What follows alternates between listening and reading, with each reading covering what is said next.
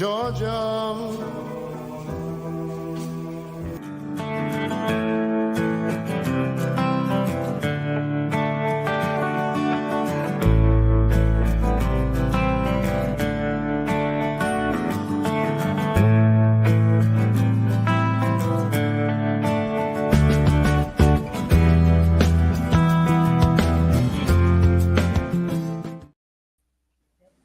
Hello, shooters, loaders, and casters. Welcome to the Georgia Shooting Connection Friday Night live stream. No kidding. Hillbilly come sliding in here. Yeah. Dust stuff. Look at the dusty stuff. Get in there. It's right as the back door is closing, man. That's slow too. And just in that 1 minute intro, we had 28 comments. Wow, guys. Thank y'all so much for being here. We got Andy and Thorzax and Chessboard and all the usual suspects. There's Miss Finnegan. Trees are blowing. We'll do that in a minute. How'd everybody's week go? CW? I had a fair to middling week. Aside from the cold weather and the snow and the ice, weather's been typical New England. But I got a couple videos out. I got a couple of things got on. I got a really neat thing finally in the mail yesterday, a video on the Shazzle barrel insert. If you haven't watched that, I got that up on my site. I've been wanting one of those for a couple of years now. And I think it's going to be pretty cool as long as it's accurate. And we'll find out that as soon as Mother Nature lets me get to the range. But had a pretty good time. Glad to see everybody here. Happy it's a Friday. We got a couple of days to relax and recharge and unwind. And we can start here with all my good buddies and all of our friends on the side chat. And they're just rolling in, boy. Look at all them happy faces over there. There's those, Art. How was your week? Not too bad. A little bit slower week at work and stuff like that, but not too bad. Obviously, we got the cold weather out here going too, but overall, not bad at all. Good to be here. Good to see everyone out there in the side chat rolling in. What's going on, Mark? Well, not too much. It's been a cold and snowy week here. We've had 2 days off of school, teaching from home. Got a little bit of stuff done. I got some videos up of that new leather work, the laser engraved holsters. Those seem to be pretty well received. I got to drop those off and picked up another batch, so I'm going to start working on those. Looking forward to a good evening. Yeah, those look really nice. From what They really do. They're sharp. Yeah. I like them. Yeah. Mr. Hotpot, how was your week? My week was pretty good. Got a bunch done at work. Got a bunch done here at home. Went and picked me up a new piece. Gonna have some videos coming out on that. Getting some upgrades for it rolling in. Got a couple things on order. A couple more things to get ordered. Other than that, man, I'm happy to be here. Man, that side chat just started just. It's like. Can't say hi to everybody enough. So everybody in the side chat, evening. Howdy. Howdy. We're going to sing now.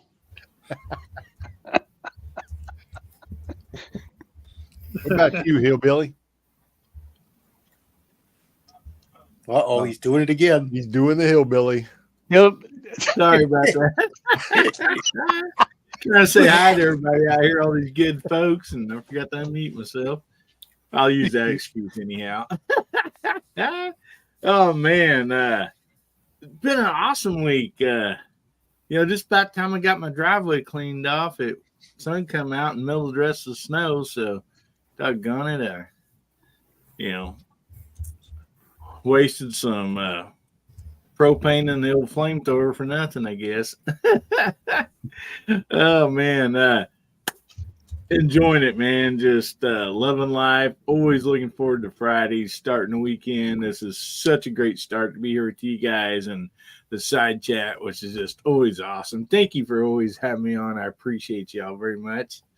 Walter, what you been up to? You ain't been dealing with any snow, have you?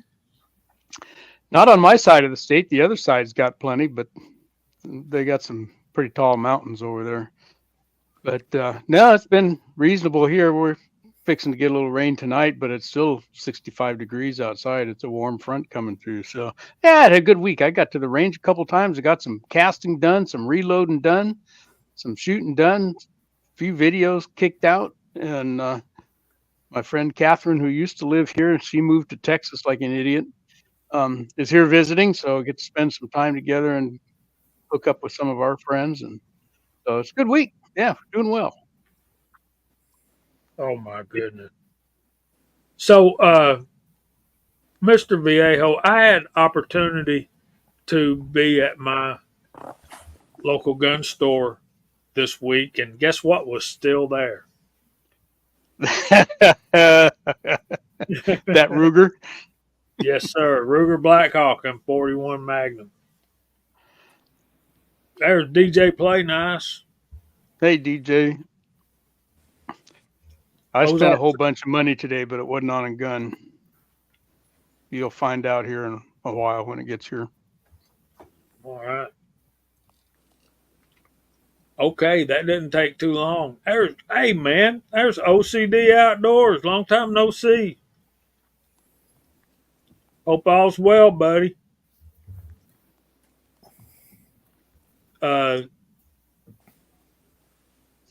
CW, you might want to check him out. I don't know if you know him or not, but he's in Connecticut, I believe, or Maine, maybe Maine. Bama Dad, it was there when I left, brother. That's all I can tell you.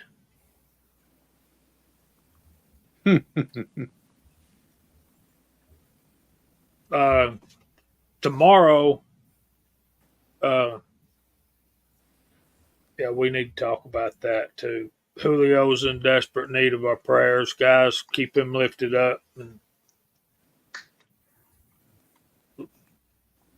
Oh, he's in Arizona now. Wow, that's a big change. I bet you're glad about right now too, buddy. We would love to see some more videos, OCD. I don't do layaways, Mike. They want their money in a certain amount of time and only get paid once a month. So I can't do that. I just have to be patient, work side jobs, save up, and then just go put the money down. So That's why I love my local LGS, man. They got layaway and they're not sticky about it. You know, as long as you're decent to them, they're decent to you. If you don't get it paid off in that amount of time, they don't put it back. They wait for you to come in. They know you're going to be there.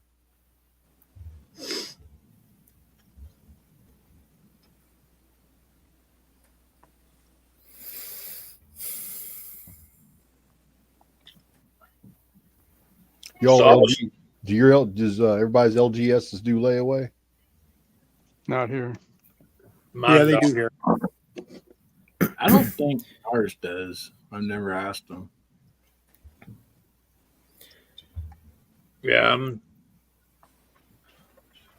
I've been seeing my guys telling me that the Marlin Ruger 44 Magnum lever guns are starting to come in. He's sold about 3 or 4 of them, and I hadn't been able to get.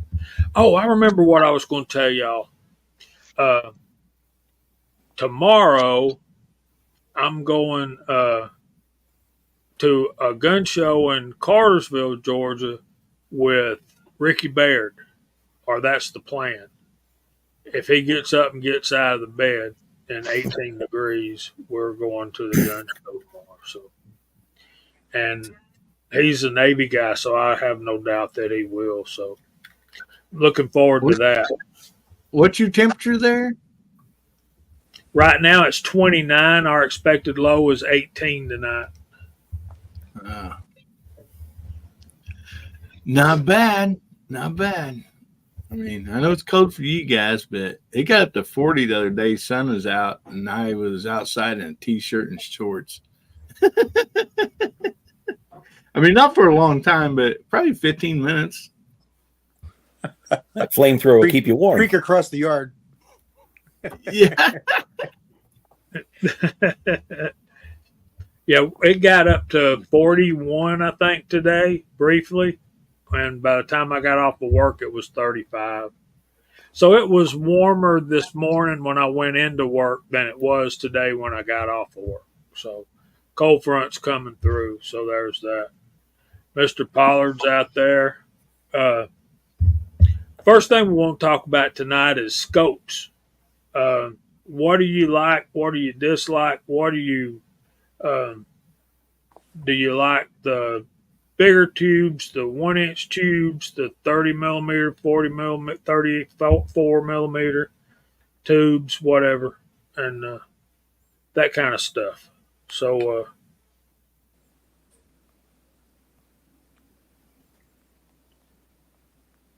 don't everybody talk at once. Let's start down there with Walter. You got any experience with rifle scopes at all, Walter? Well, I have some experience at all, but it's only about that all. Okay, I've got a few, but which scope you gonna buy, Walter? I don't know what's on sale. That's kind of my MO, to tell you the truth, And how much power do you need? One that can help me see the target.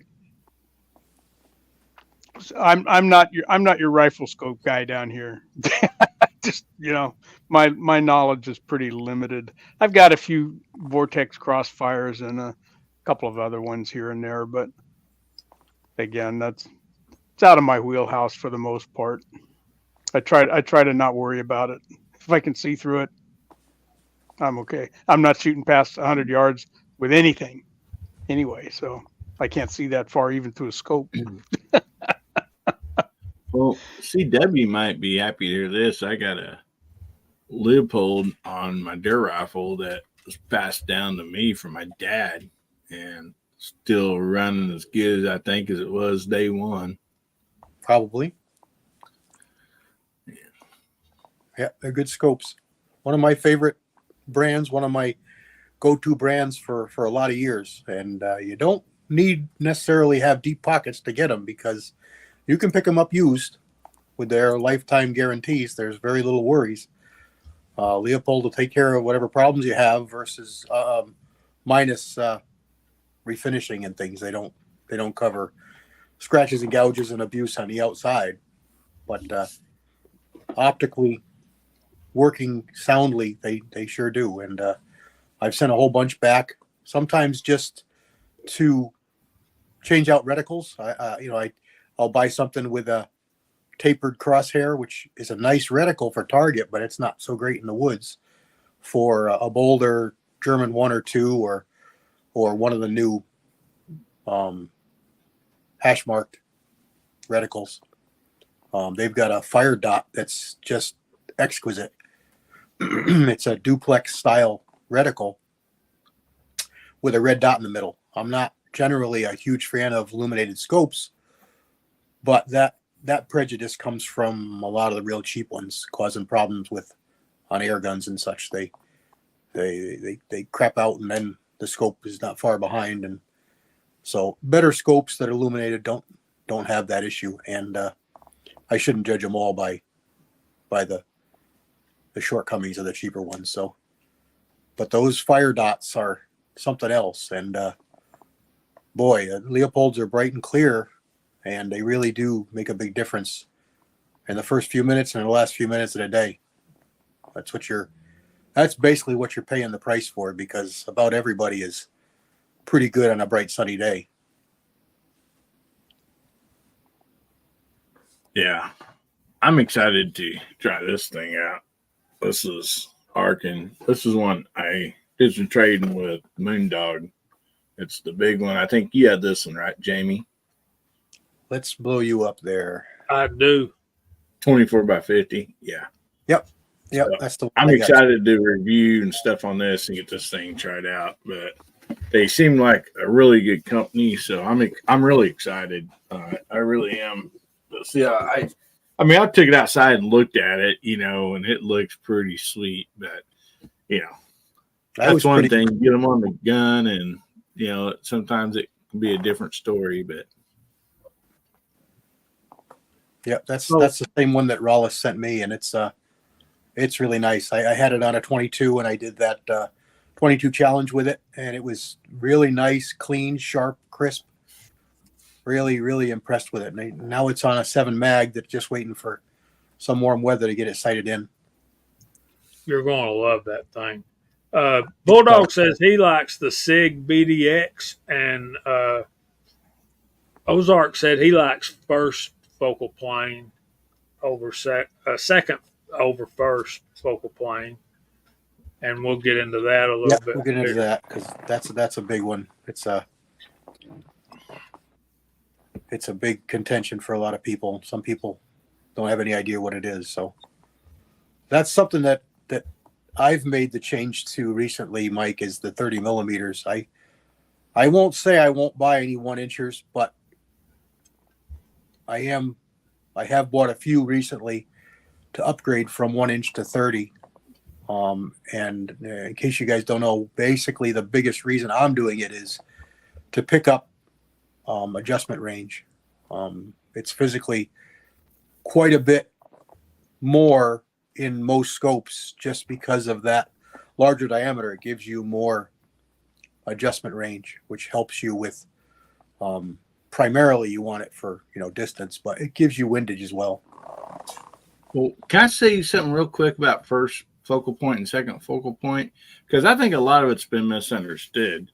So how it goes here in the Ozark Mountains is, so if you see the deer, that's first focal point. You ask your buddy, if he sees the deer, that's the second focal point if he sees it. So I just want to get that straight. Yeah, confirmation. Yeah, it's a confirmed target. Yeah. Always take a buddy along. Yeah, you're going to set some money down for that one, Abigail. I think Night Force is about the best scope I've ever put my eye through.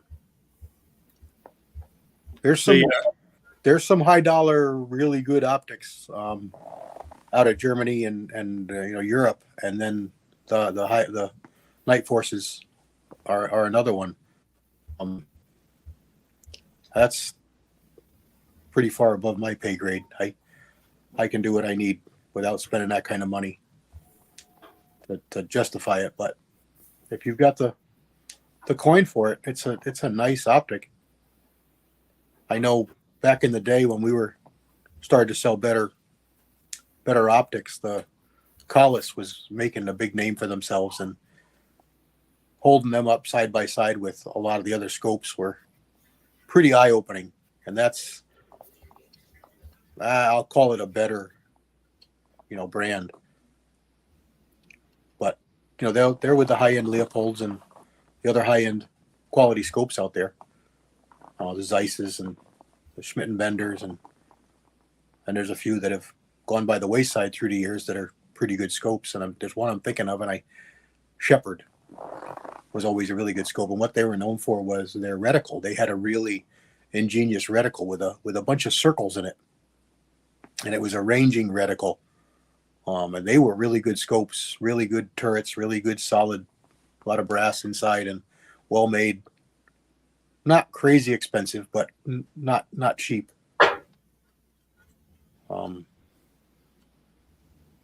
These Arkans, you read about them and you start watching videos and talking with the guys that know, and they're comparing their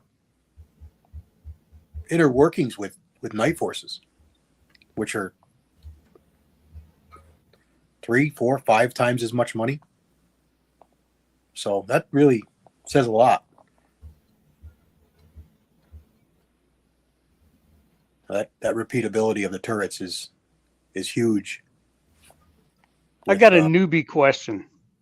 Not really. Not that I'm a newbie, but I don't know nothing about rifle scopes. So what are the considerations in a scope that are different from buying a scope for hunting or buying a scope for bench shooting?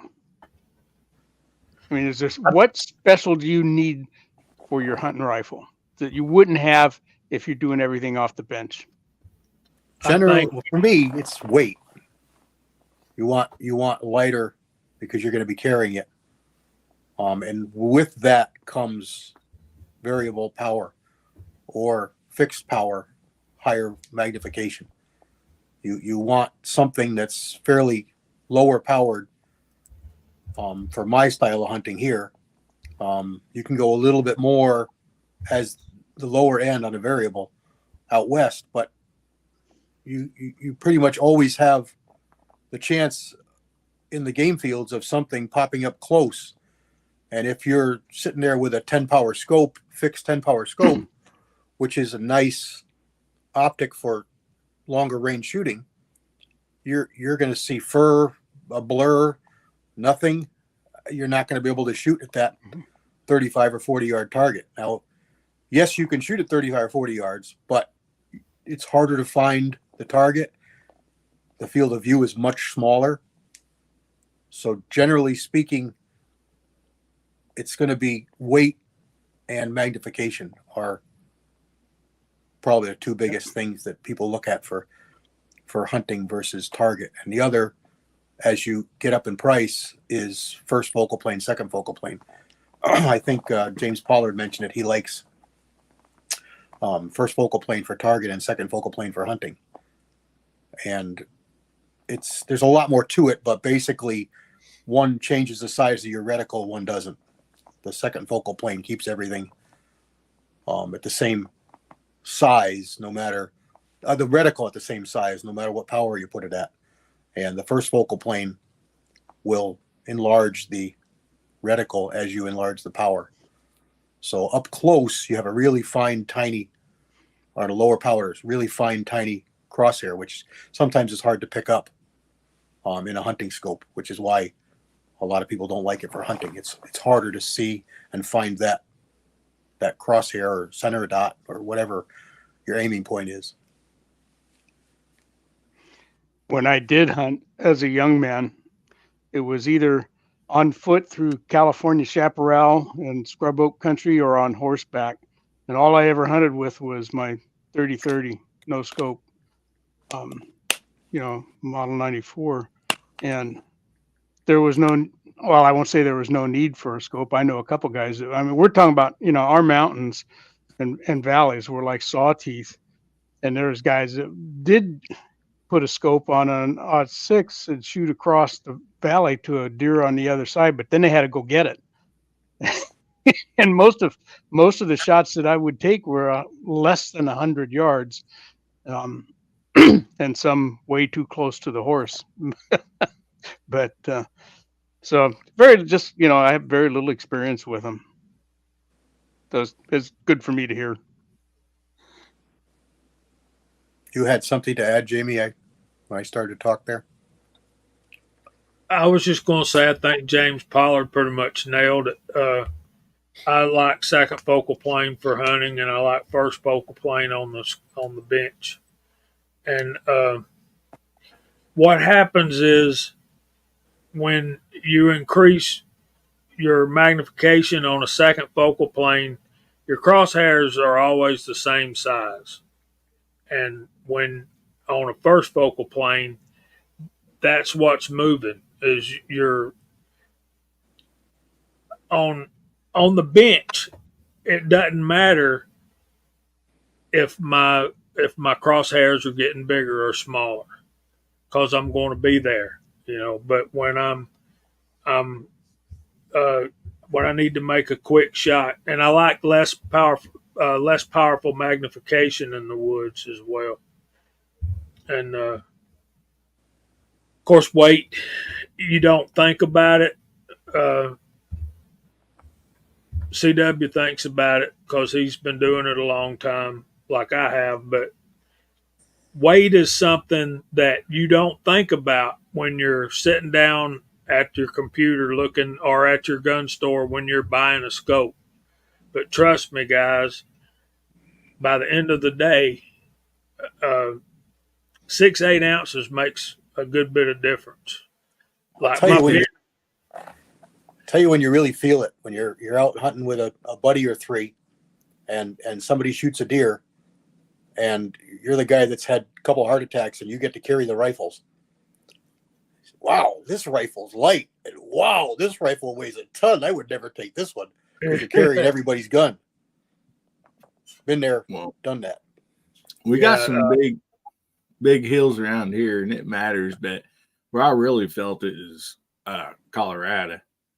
You know, because you have a few other things with you anyhow out there hunting, on a backpack or whatever, and just that weight of that gun thrown over a sling on your shoulder or whatever. I mean, it makes a difference when you're trying to dang near belly crawl up a hill or something, And Yeah, for sure. Like around here, if I'm going close, which is what I've been doing for a bunch of years because I can't walk far, I tend to bring a little bit more because I'm not going far. I got an extra sweatshirt in there. I got an extra peanut butter and jelly sandwich. I got an extra bottle of water. I got an extra knife. I got more than I really need to be taken out there, but I got it. I don't have to walk back to the car. I don't have to walk anywhere. It's right there because I'm only walking 103 yards to my stand, and I'm going to stay there. Whereas when I was hunting the big woods, either the Adirondacks or Vermont, New Hampshire, Maine, where I was younger, man, and I wanted to see what was over every single mountain rise, I just had a fanny pack with a little drag rope and a knife, and maybe I had a sharpening stick in there to sharpen up the knife. But that was really the extent of what I had with me, and one cobbled up, balled up peanut butter and jelly sandwich. So yeah, it makes a big difference. And if I was in an area where I could be stuck out there, you're going to want to carry a pack with a little bit of provisions in it.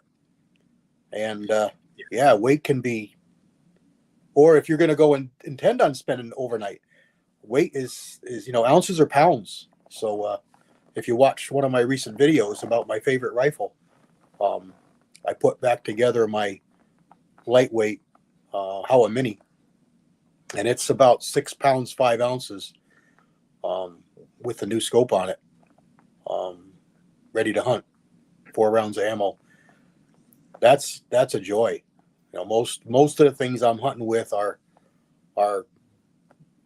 over 7, maybe 8.5 pounds. So a couple pounds lighter you really notice it. I'll tell you really notice it.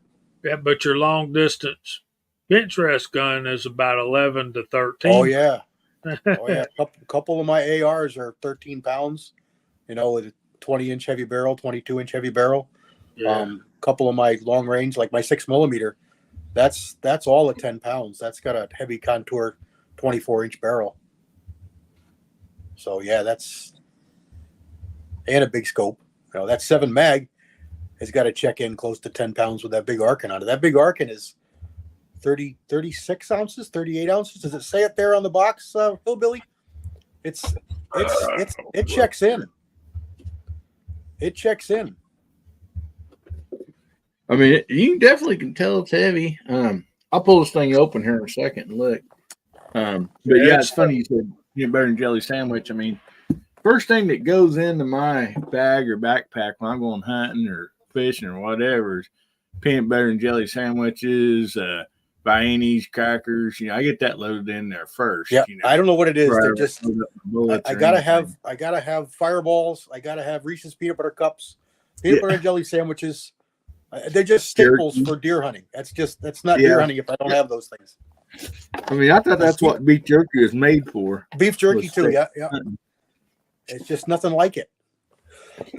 You walk in the morning and you open that pack up, and boy, that peanut butter and jelly sandwich is like a piece of filet mignon. It's perfect. It's perfect. Les, Scotsman, I know, has one particular scope that I really enjoy. And we'll get to this comment and go through the side chat and then talk to Mark Thomas about his scopes.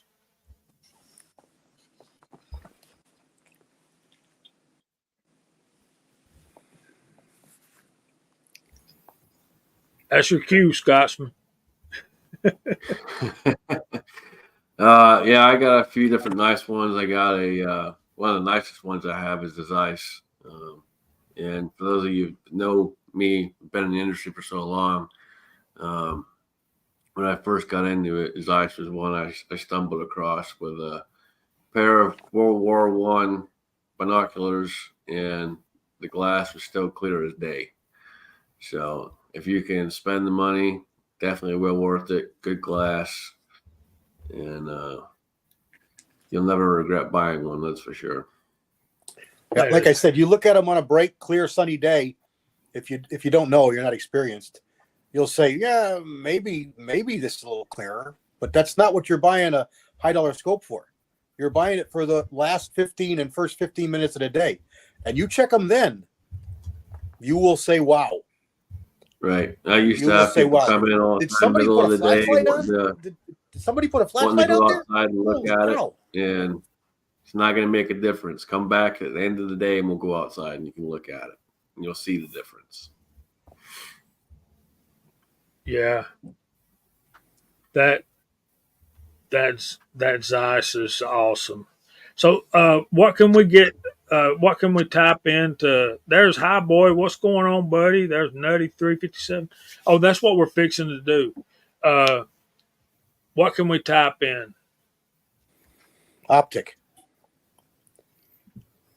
All right, type in optic, and we'll call your name out on TV. Yeah.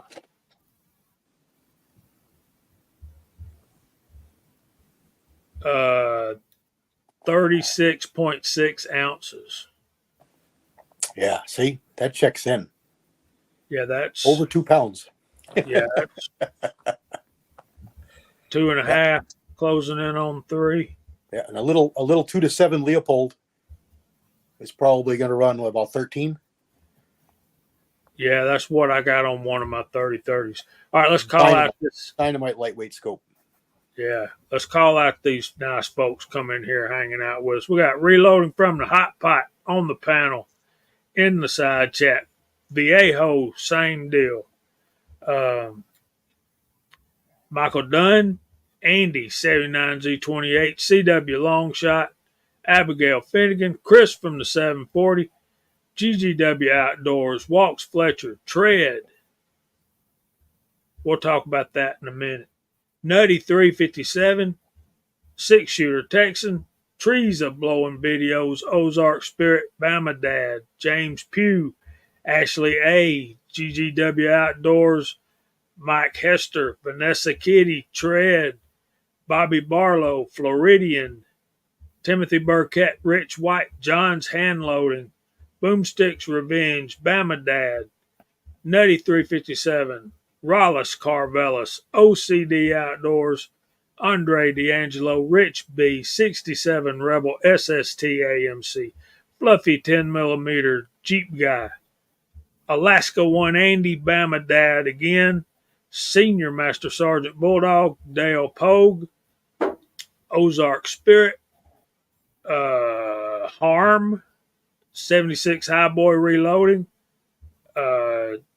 DWD 37, Edward Patty, Senior Master Sergeant Bulldog, DJ Play Nice, James Pollard, Dale Pogue, Wes, Dwayne 7834, Red Raider Reloading, Tim S, and Hillbilly Up. And I think that's everybody. Papa's Place. Some of y'all, I think, see how many times I'll call your name out. I think I'll put it in more than once. Anyway, so that's what I'm thinking. I'm crazy, though. Just remember this. This is your dose of wisdom tonight. Just because you're paranoid don't mean they're not really out to get you. That'll drive a crazy man crazy. All right, Mark Thomas, what's your experience with scopes? What do you like, dislike? Do you know? Do you care? Not a lot. I mean, I spent all my early shooting. I just wanted iron sights. That was what I grew up with, what I knew. It's just now here in these last few years that the eyes are starting to really fail, that I need to start learning. And I don't know much. All the scopes that I've ever bought before have been the inexpensive ones. Some of them have held up. Some of them have not. They ended up in the trash. So yeah, I don't have a whole lot to say or a whole lot of input. I'm kind of out there learning along with some of the others. Well, I think CW would agree that, and Hillbilly will too, as soon as he gets that really nice scope mounted on a rifle. Companies like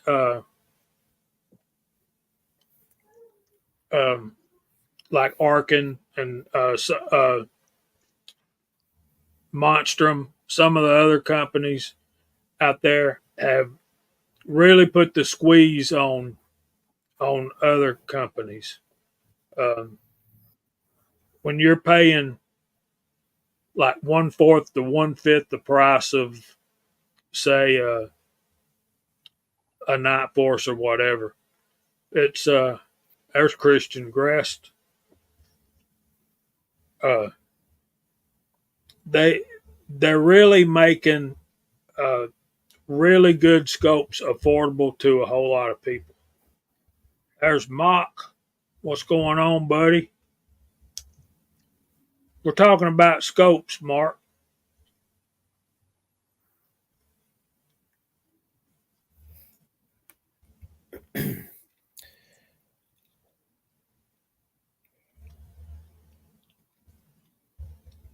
I'll see if you can get Mock to get on here.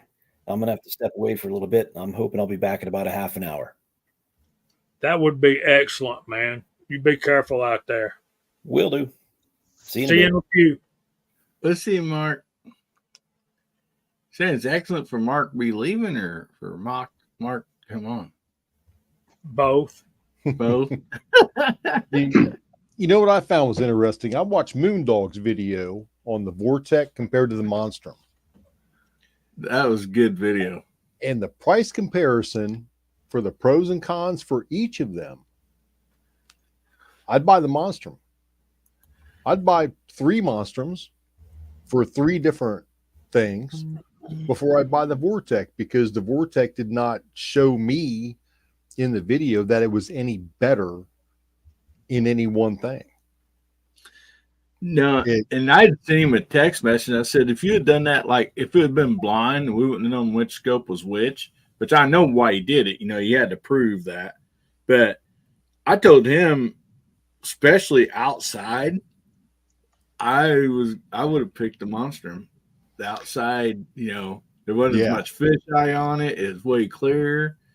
You could see that sign up on that hill in that Monstrum, and the Vortex washed out. Now, I didn't agree with him on the indoor.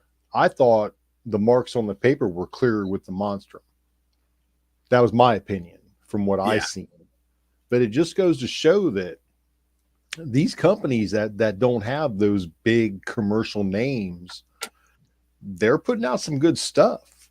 I mean, I just got a Monstrum 6-24 Gen 3 for my Bagara, and the thing is clear, man. You know, there's companies out there. I think we're really starting to learn and find out who is making what. Well, what impressed me about Monstrum on that is they paid for both those scopes and sent it to him. He said he had to send, you know, the one back or whatever, you know. But like that's how good they felt in doing the comparison, is they bought that other scope from another company. Yeah, I mean, like I said, that just goes to show you, like, who is actually making these scopes. You know, it just comes down to what price point are they willing to go with? You know, are the big commercial name? You know, are you buying your Levi's at Walmart or J.C. Penney's? You know, maybe I think years ago it made a difference. I really think it did. 20, 30 years ago, if you bought a cheap scope, you went to Walmart or Kmart or Rinks or one of these other places and bought one, and you didn't really hope for the best out of it. You just hoped it kind of worked for you. Now, it's a whole different ball game.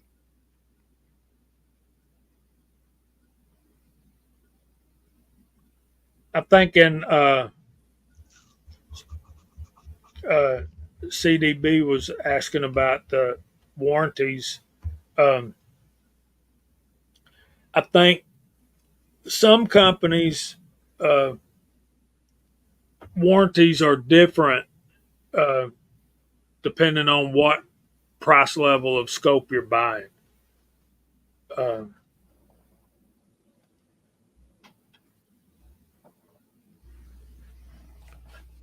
Ms. Hotshot, I'll have to send that to you. I think Gene has it. Don't you have the data sheet, Gene? Yeah. I told her I had it.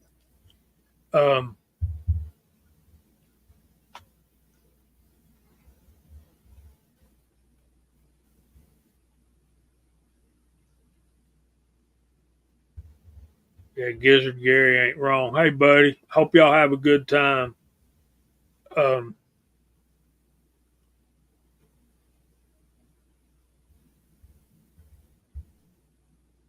You'll find that, man.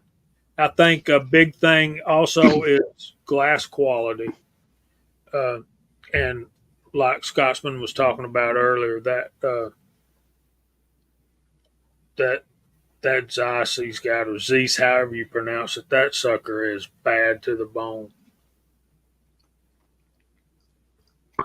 Well, remember too, a lot of times, and this is what a lot of people forget too, is a lot of these cheaper scopes are made by other companies that make it for that company. So you're probably having a company that has a lot more experience making scopes, making that cheaper scope. So you're still going to get decent quality.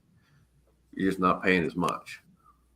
Yeah, you really see that a lot with exactly high-end stuff, obviously. But yeah, like that one that I was speaking about. Maybe it was before we actually started back in the green room there, but I picked up a True Glow Centrum or Centra a couple years ago. Alabama Reloader, if you guys watch him, and I both were friends. Both picked these up, and it was first for us with that kind of scope, with that brand of scope, True Glow, and they were pretty good for what they were, and we just found a deal on another one. He just did a video on it, and my video is going to be coming out probably this weekend on the scopes, and they're not really advertising it, pushing it. There's not a lot of videos on it out there, but it's almost definitely made in one of the companies that's making them for, a lot of other companies out there. Like Primary Arms is a big one. That Centra looks just like a Primary Arms scope. You could sit them side by side and they look identical, right down to the screws, right down to everything. And I think that's happening a lot more than we realize. There's big companies out there that pride themselves on making their product, but there's far more that are just basically playing broker for somebody else's product branded with their name. And nothing wrong with that. But you need to do your due diligence and your homework. I needed a spotting scope a while back. I had a really good Burris, but it didn't go up high enough, and I was having a lot of difficulty. Again, age is involved, seeing small bullet holes out there at 200 yards. And I just couldn't cut it with that Burris. As good as it was, probably still better glass than a lot of the other stuff that's out there. It just didn't have the power range. So I did some research, and I took a chance based on what I saw, what I read, and what I looked at. This one I bought is a no-name Chinese. They're all Chinese, all the ones I was looking at. Some of them were up to $400 or $500, and some of them were $200. But I started looking at a couple different brands, and to me, they looked the same. Same features, same power range, same everything, except price. One was a name brand, and one was a no-name brand. So with Amazon's return policy, I figured, well, what do I got to lose? Time. I got time. So I ordered it. And the first one I got in was up on a higher powers. It got really dark. And I expected that. That's what happens with a lot of these cheaper spotting scopes. They just can't pull in the light. The coatings, the quality of the lens, you pay for that. And it just couldn't cut it. So I sent it back, and I looked at my second choice and I ordered that one out. And it was about the same money, maybe a little bit more. And I'm amazed that it does get darker at highest powers. And comparing it to my buddy's Leopold, which is probably twice the cost of mine, it's not half the scope. Not at all. I can see bullet holes, 22 caliber bullet holes at 200 yards. I can see them. And so can he. And on overcast, dark days, I'm still plenty bright. But if I'm shooting out towards the end of the day or in the beginning of the morning, it's a big difference. His is much better than mine. But thankfully, my range is 10 o'clock in the morning start, and you got to stop at sunset. So I don't really have the limitation to worry about that. If I was hunting with it, it would be a big difference. Guys use the spotting scopes for hunting and looking at game out of the truck windows or whatever. You need the quality optic for that. That's where you want to spend the money. But just on the bench on brighter, clearer days, you can save some dollars and get a no-name brand, and it's gonna suit you well because, like we said in the beginning, Scotsman said there, and with the high dollars ice, it's that end of the day, first thing in the morning, low light conditions, where you're paying the dollars to get better. It's middle of the day, sunshine. Any reputable brand is pretty much going to be as good. Pretty much. Well, and you brought up an excellent point, CW, about the coatings on lenses. So what you need to understand, and companies will tell you this outright too, if you talk to them and ask them. But a lot of your lower end scopes, to be multi-coated lenses, only have to have 3 to 5 coatings on the lens, and that's only the front lens and the back lens. That's not all the lenses in between. So when you're paying for the money for a higher end scope, all your lenses from the very front to the very back of that scope are all coated, and they have a lot more than 3 to 5 on that lens. And that's what makes the difference. Yeah, the first better scope that I bought recently is a Hawk. I've had a few Hawks, and I really do like them. Their lower end scopes are probably in line with all the better lower end couple $100 scopes. They're not head and shoulders above anybody. But as you step up in their line, they make some big bounds in quality and what you're getting. And this particular one is a 30 wide angle, but it's got a 56 millimeter objective. And we haven't broached that subject yet of scopes yet, so I guess we'll start here. But basically, bigger lenses are going to allow more light transmission. But for us, meaning United States here, most of the time, we're not hunting in low light or after dark. So it's not a big benefit to have all that light collecting ability. In Europe, it's a different story. And these scopes are designed for the European market.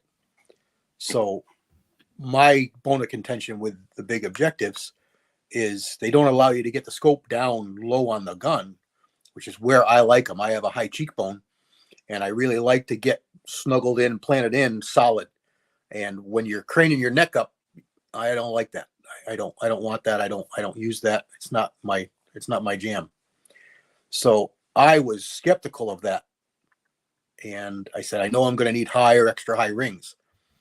Well, it's a quality scope, and it really made a difference because I could almost mount that in low rings because it had monstrous eye relief, and I could get it forward far enough for that objective to fall down off the bridge of the barrel outside the chamber, still be not touching. I needed about 1/4 of an inch more eye relief to be comfortable to use low rings with a 56 millimeter objective. And that blew me away. I threw medium rings on it, pulled it back 3/8 of an inch. I've got heavy 16th clearance between the objective bell and the barrel, which is plenty. And you take that scope out at half hour, 40 minutes after sunset, and you will think somebody put a flashlight on what you're looking at.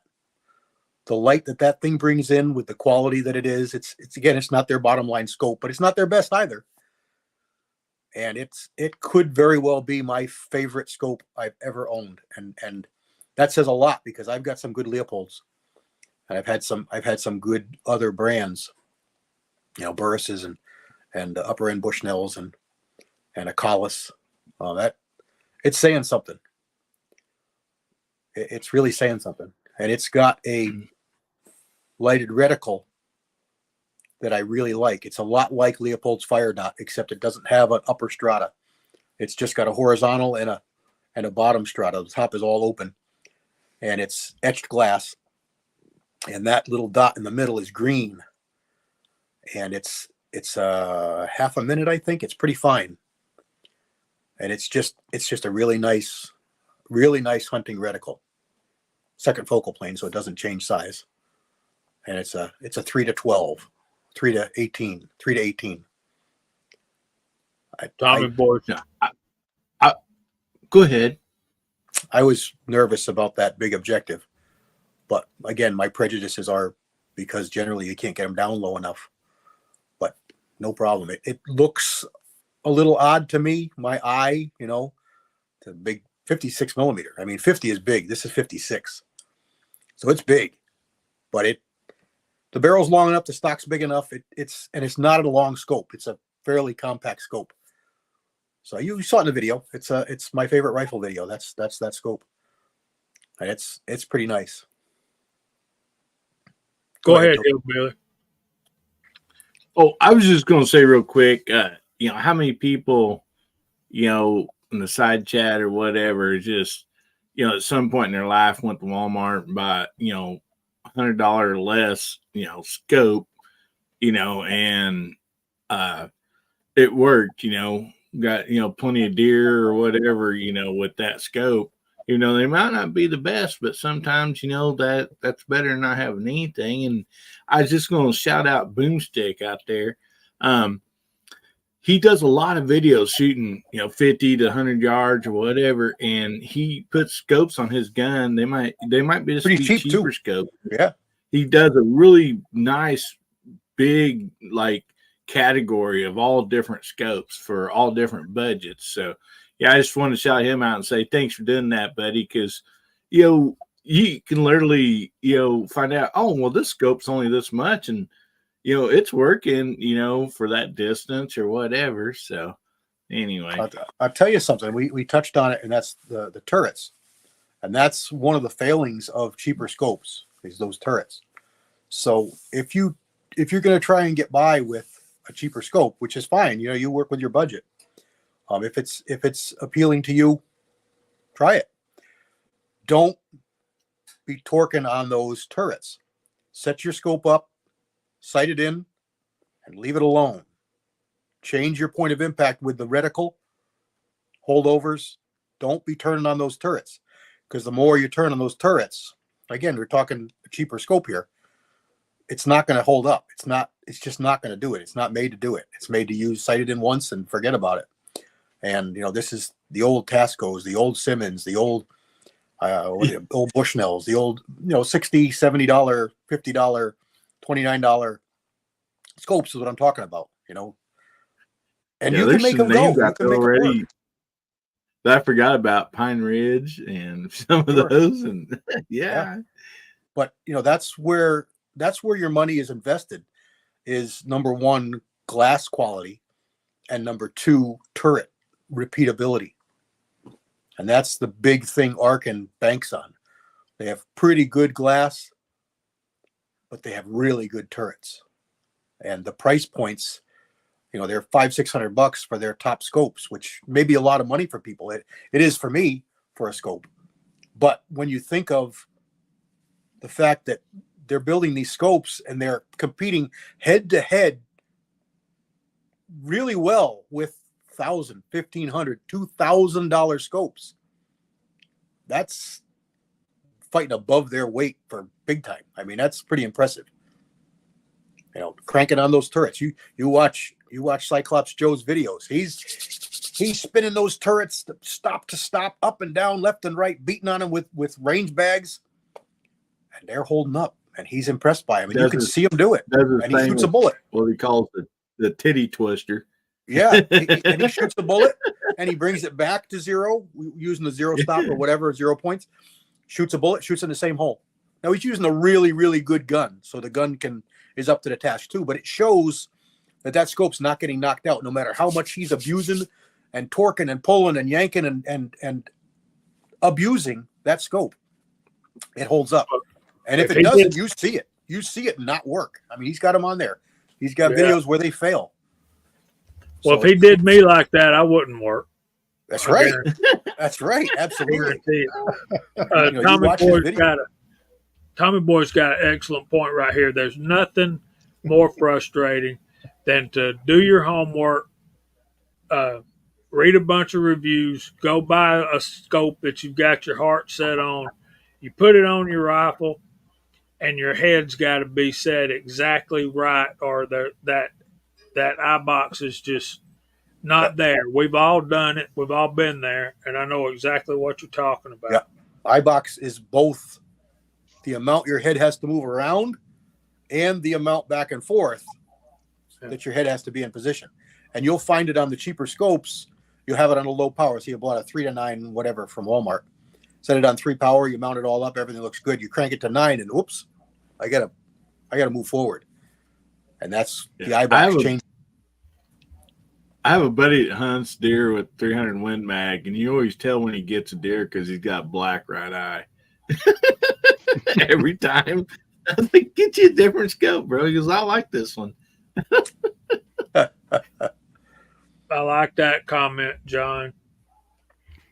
And he's got another one down here. Hasbro, we highlighted his comment earlier.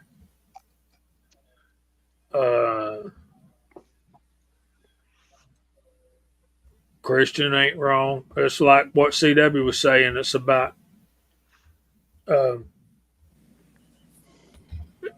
working within your budget, what you need to do. Here's something else that I read a few years ago, and it makes a lot of sense.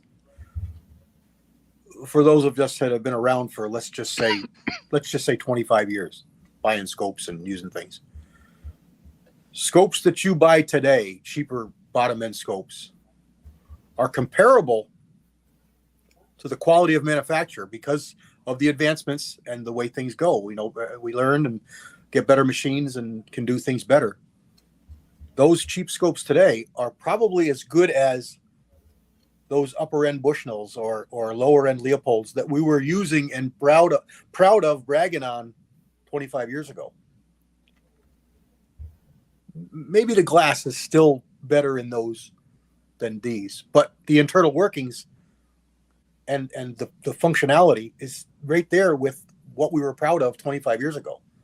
And some of us may still have those scopes from 25 years ago, on our deer rifles and happy and no problems with them.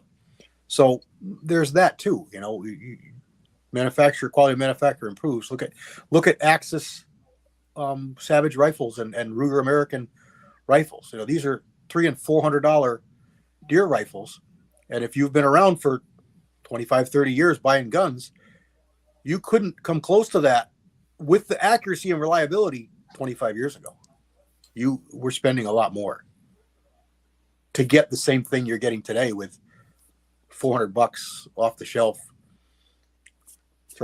Buy it with a scope on it and go to the range and shoot 1-inch groups. So that's all quality of manufacture. Well, another thing we don't realize or have forgotten maybe is that those cheaper scopes in the old days, back in the 80s and stuff, they had Japanese glass in them. To get Japanese glass now in a scope, you're going to pay a premium. And Ron Wayne, you guys that are talking about, Sorry, Jamie, I clicked away. um, they're just Arkin scopes they punch way above their pay grade.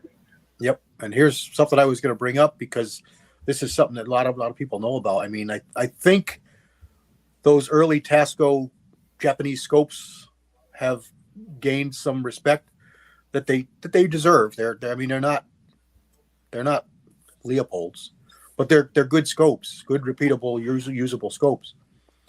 And they made a line called the Euro class. And these were made in European manufacturing facilities that some of these really high-end Zeiss's and Schmidt and Benders and were making scopes or parts for scopes at. And they just didn't advertise them as that.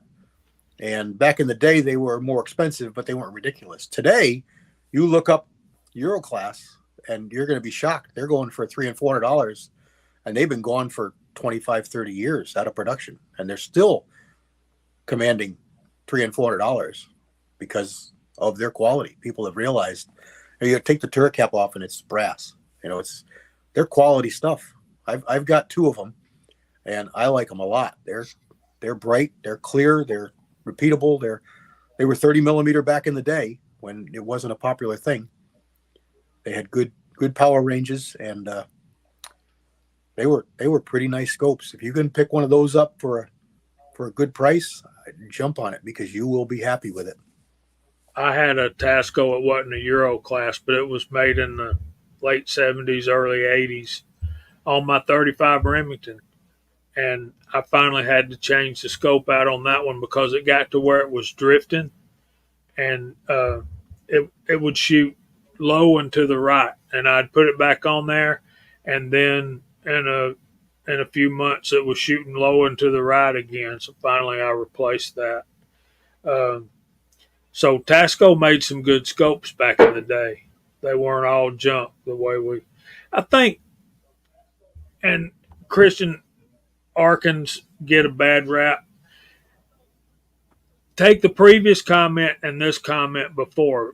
My contention is when something is busting the chops of the big guys, you're going to get feedback. And a lot of it is their fanboys bad mouthing the competition because they're doing just about as good as those bigger high dollar, bigger brand name, more expensive scopes for a fraction of the cost. Yeah, they're going to get a bad rap. And I will be honest about that, Christian. What's his name? You talking about his video earlier? Oh, man. Brain fart. Sorry, I know his name better than mine. Anyway, he said he had to hit one of his Arkans back, and I'll be straight up about that. I ain't gonna tell you no story. Ain't got no reason to. And Hasbro makes a good comment. Joe Rhea, Uh, there hasn't been a manufacturer making anything that hasn't made a lemon. right. It happens.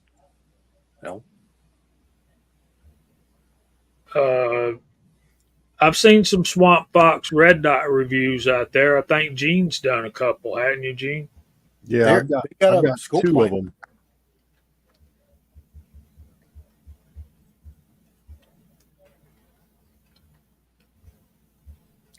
I think they're red dots.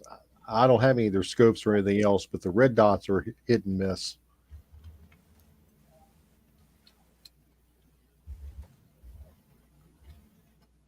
All right, I'm way behind on comments because I'm way behind on comments. John's hand loading Miopta. I hear a lot of good. I've never owned one. Mike Hester says check. My Opta makes or used to make at least, a lot of glass and scopes for other companies. They broke off and started doing their own thing here probably about 8 years ago, maybe something like that. They always did their own thing on the side, but they did more camera stuff than anything else. But they've always done scopes for other companies. They started doing their own scopes and stuff here, like I said, about 8 years ago, something like that. And really pushing their own line more and doing less and less for other companies.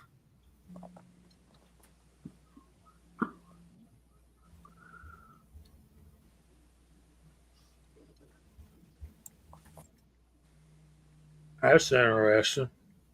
Yeah, like we said, there's people that are making scopes for other people, and it's more common than we realize. And Tred's got a good comment. All right, we got to get to one of our features for tonight, which we're expanding a little bit, but I want to get to this comment right here when we get back from that. Let me do this. No, I got to do this first. I'm ill prepared, y'all.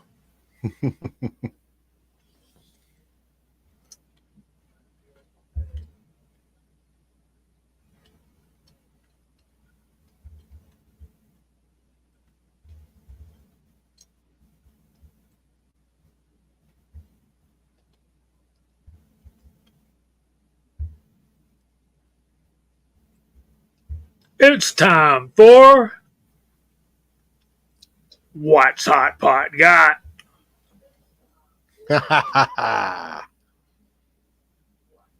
Always try to bring something interesting to the folks.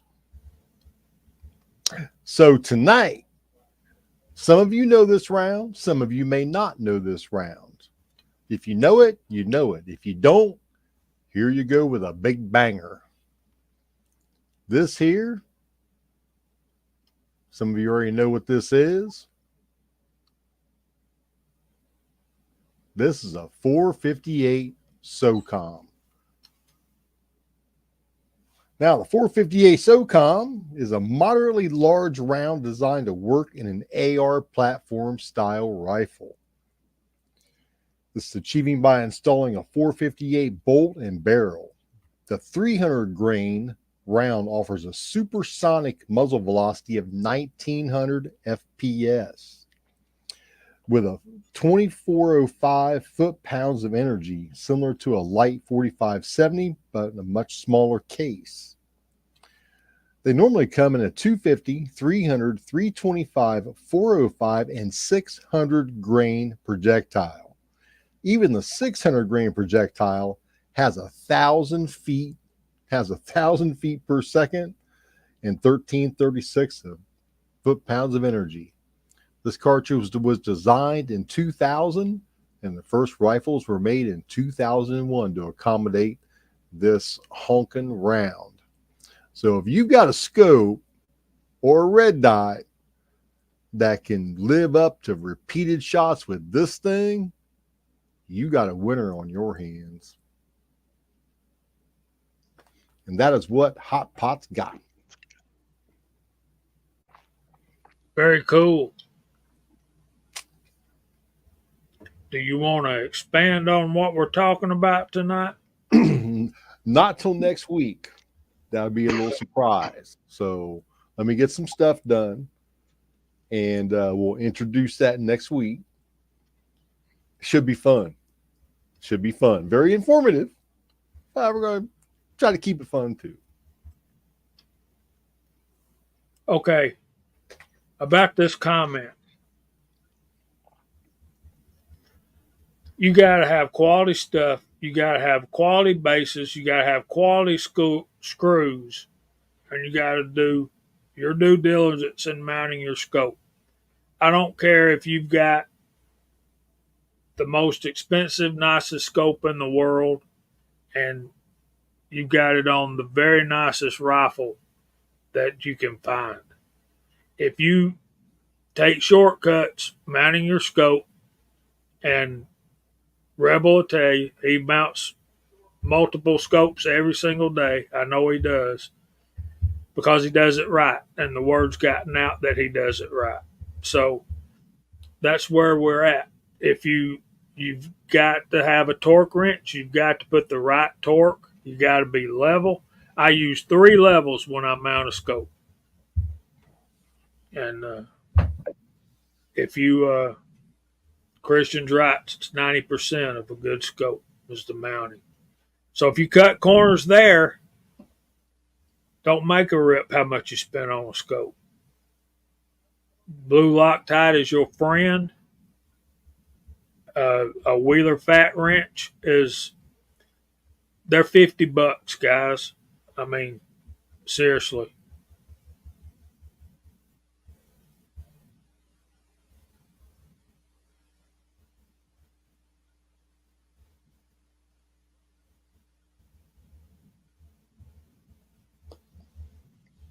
Why would you use 3 levels on your to mount a scope, Jamie? Because when it comes to doing that, anal retentive is what my wife says. Where would you put what I'm getting at is where would you put the 3 levels? I put one on the base, and I put one on the top of the turret, the elevation turret, and I put one on the gun this way. Why this way? Why lengthwise? I want everything level. And is there a level surface on a gun? No, there's not. So the third one is really me being anal retentive. And I told my wife, I said, I don't even know what that means. She says, think about it. And so I thought about it. And I went back to her and I said, I've been thinking about what you said. And she said, yeah. I said, I think what you mean is I'm a butthole that won't let stuff go.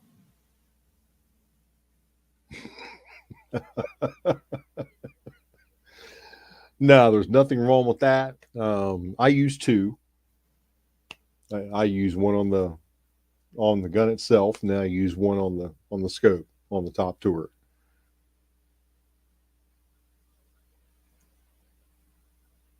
I have to think about that third one though. That's just me being me. The third one is not necessary at all. But if you put a bubble level on the scope, you've got to make sure that's right. You also have to remember that the turrets don't always perfectly line up with the reticle. They should, at least in your head, but sometimes they don't. And otherwise, you're looking down the length of the rifle to try and line things up. What I like to do is use a plumb bob with a piece of bright landscaping line or something that's very easy to notice and see. And I hang it out in front of the rifle. I'll put the rifle on the bench in a vise and level everything like Jamie says. And when you look through the scope, you can line up your reticle, your vertical line, with that vertical line that comes from your plumb bob, which you know is dead straight up and down. So when you put a level on your rifle left and right across the front base, let's say, and then clamp it in your bench vise, you're going to know that scope is going to be square to your rifle. Now, a lot of people cant the rifle just a little bit, and they'll throw that up to your shoulder and say, no, it's not straight. But you know it's straight because you made it straight. And it not looking straight to them is the way they're shooting the rifle. Now, shooting 50 yards, 75 yards, 35 yards, probably not going to make a huge difference. But you start stretching that out 3 to 5 to 7 to 1,000 yards, you better bet your last dollar that a crooked scope is not something you want to have mounted on your rifle.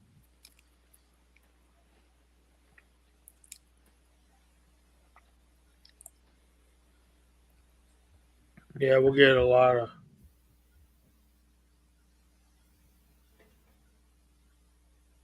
76 High Boy asked a question earlier. Let me back up here to it.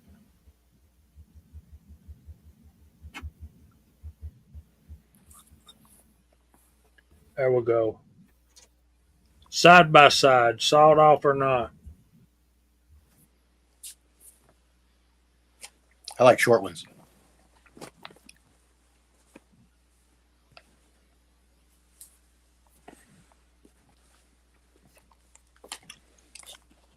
The thought of taking a hacksaw to a shotgun barrel sends shivers up and down my spine. Depends on the shotgun. Well, there you go. I'm not going to do it to a Greener or a Fluey's or a Parker, but Savage 311 or one of the side-by-side Stogers. No problem at all.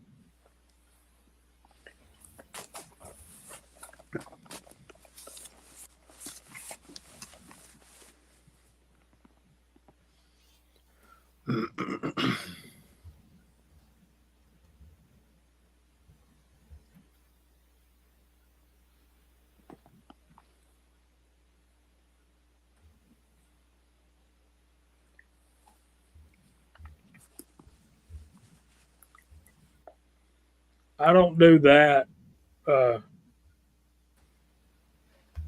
don't do that by my dad. That I just bore sight down the bore. And I tell you how I do it. I have a Caldwell lead sled that I put out there on the hood of my truck, and then I take the bolt out of the rifle and just I look through the bore of the gun and put it on the flag of my next door neighbor's mailbox. And then I put the scope right on that same flag. And then when I get to the when I get to the range, I'm right there. I'm on paper. That's the reason. Yep. In effect, that's what you're doing with the old school Spud style bore sighters. Some of the new ones that are magnetic work on the squareness of your muzzle. And the laser ones usually have a quill in the back that goes inside with the O-ring, and they're centered in your bore. And if that laser is attached centered, it's going to do just what Jamie's talking about doing. So it's just a version of the same thing, but Jamie's version doesn't cost you any money and has no batteries to wear out. And as long as the neighbor doesn't get upset, you're fine. Yeah. I don't care if my neighbors find out. I mean, cars are going up and down my driveway. I'm at the end of the driveway right there. I mean, the mailboxes are on the road, guys. I'm down there. So that's what we're talking about. Yep, I do the same thing, exactly the same thing, except I do it on the range. And I like to use, we have 1x3 target frames that we have set out at 50, 75, 100 yards.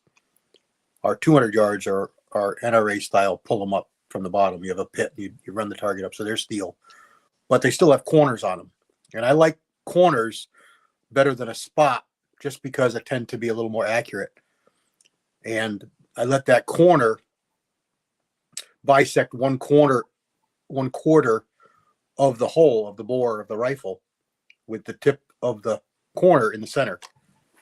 And then when I go up and look through the crosshairs, I put the crosshairs on those same vertical and horizontal lines rather than trying to float it. Your eyes, we as humans do a really good job at looking through the very center of a circle.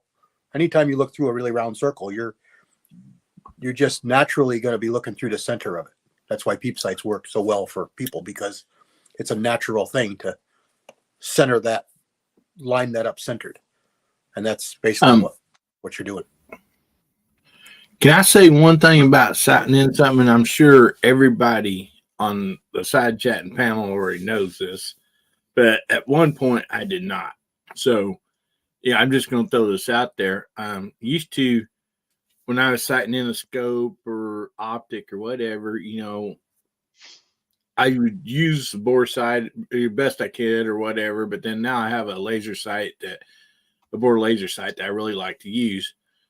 But once you get in there, when you shoot your target, I was told this up there, but say, you're aiming at the center of this target and you hit, way up here or something like that.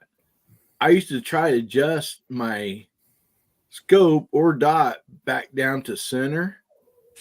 I keep adjusting until I get there. Well, now I don't. I leave my gun locked there. I adjust my scope or dot to where I hit up there in that corner. And by doing that, I most usually can sight in about 3 shots. Yep. Whereas before, two shots. taking a lot more ammo. And I'm sure everybody knows that, but I thought I'd just throw that out there because it sure helped me a lot. As long as your rifle is in a stand that's good and solid and not moving, Mm-hmm. you can just turn those turrets without touching the gun. Absolutely. You can line it back up on the center with your crosshairs and then run those turrets until that crosshair is over your bullet hole and you're sighted in 1 shot and 2 shots. I use it. I mean, I've literally still used just a cheap, gun rest deal. And I'll be honest with you, I have a little table out there and I just take ratchet straps and I ratchet strap my rifle down. Sure. So it won't move. I That's the key. adjust it right. You got to make sure it don't move. And, I just go from there. So.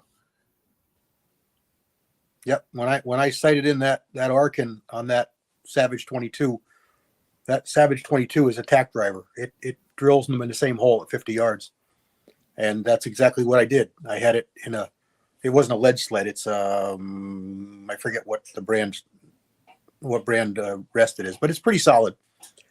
And with those great big turrets, I just lined the rifle back up and just touched the turrets and 2 shots. I was sighted in. I will take that another level. If you have a rest like this, one that really tightens down the rifle and holds it tight,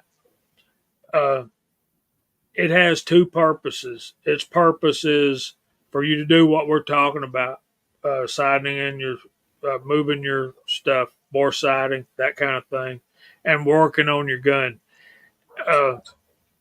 Don't use it strapped down like that to shoot your rifle. Now you can use it to shoot your rifle if it's not strapped and tightened down. But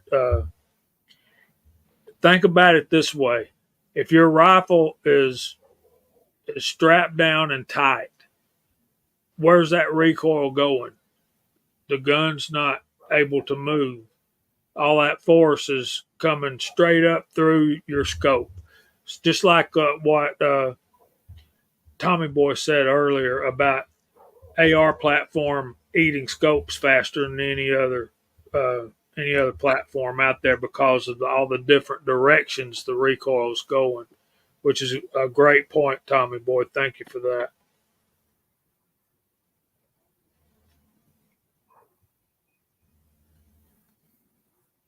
So Hasbro's leaving us. Say good night, y'all. Good night, man. Have a good Night, weekend. Hasbro. Good night, Has. Night Hasbro. Nah, buddy. Work. There he goes with them 4-letter words. I know, It's a right? family show here.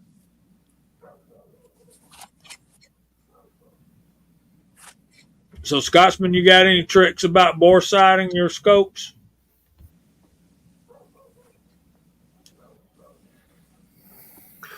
No, pretty much what you do, man. Just don't piss off the neighbors when you do it. But yeah, pretty much same way. I mean, I got laser bore sighters and stuff as well, but I only use it if I have to, but I don't use it very often. So, what happens with me on those bore sighters? And you tell me if it's just me, but to replace those little bitty batteries in there costs a lot of money, and we are forever forgetting to turn them off and leaving them on. And every time you use it, you have to buy a new set of batteries. It seems like to me. Oh no, not the one I have. The one I have, it's almost impossible for you to forget turn that thing off. You know automatically. I it's don't know. on. I can forget quite a few things. There's I no I have forgetting this one. in the case mine came in, it has a place that the batteries came in. So when I get through using it, I unscrew it and I take the batteries out and set it in that. Otherwise, I would forget. Yeah. Real good habit to get into with all kinds of stuff. I do that with my electronic calipers. I take the batteries out because I don't use them all the time. I like the analog, and I take the batteries out because inevitably you go to use it and you close the box and it touched it. It's on inside, and when you go to use it, it's dead anyway, and you got to go find that little tab, strange number 76 battery. So, yep, it's a good habit to get into. Just pull a battery out.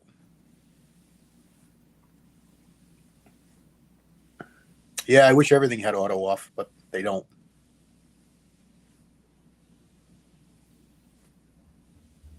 Yeah. Okay, A&A. Tim S. said calipers too. You need dial calipers, bro. You don't need them electronic ones. I tell you, I like the electronic ones for some things. It's just a little quicker, like shoulder bump. It's quicker and easier. That's the only thing I use mine for is shoulder Pretty bump. much. Yeah, pretty much me too. Okay, so we're getting close to time for verse of the week. Walter, I feel like you ain't said anything. Mark came back. Ain't had much to say. Up till now, everything's been good.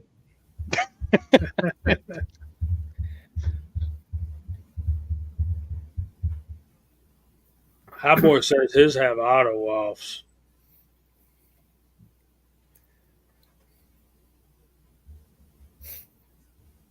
There's Gort. Welcome in.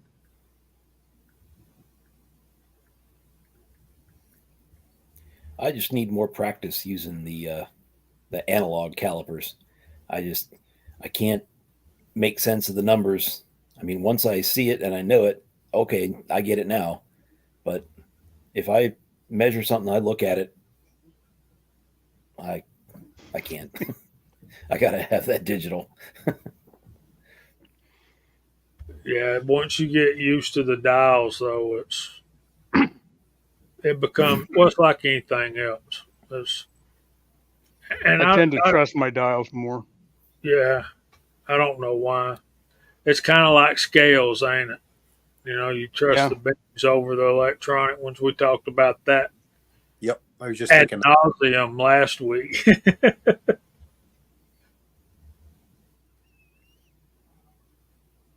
So yeah, I was wondering if I was the only one that. A lot of the guys use those Borsiders. Never used one.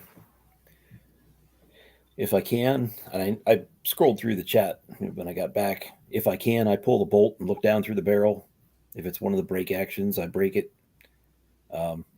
If I can't, well, then I just shoot it and see what I can do. Yeah. That's how I like to roll, Mark. Just put something out there. If it's a rifle, put it out there at 25 yards and see if you hit it. If you do, make some adjustments. Keep your way to it. Sneak up on it. You say I'm sighting it in 2 or 3 shots.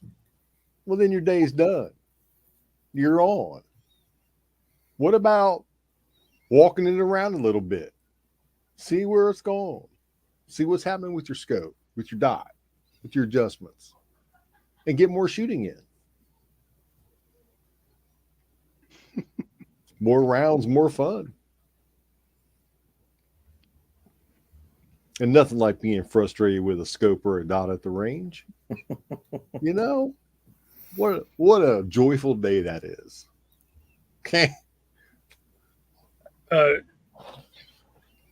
John's hand loading. I do the same thing with my lever actions. I just take the lever and the bolt out and just do the same thing as a bolt action. And when it comes to my AR and I'm bore sighting, I just take the top half off the gun and strap it down, because all the things that's holding that on your lead sled anyway is a Velcro strap. There's a good idea.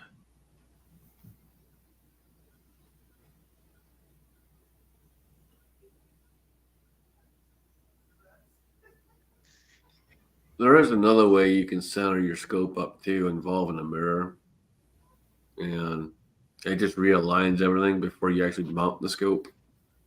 So when you come from the factory, they're not always dead center. So you can actually put it on a mirror, and then re-zero your scope that way before you mount it.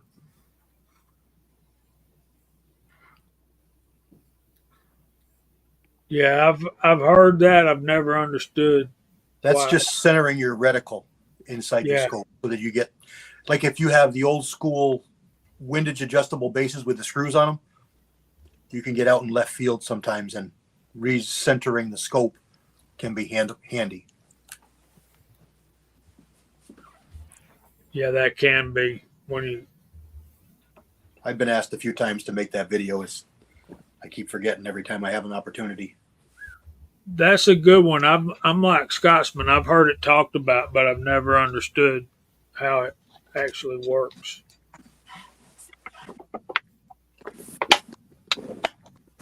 I think you look at it from the other end, don't you? You got to be able to get some light in there. Yeah, you basically look at the reflection of your reticle. Right.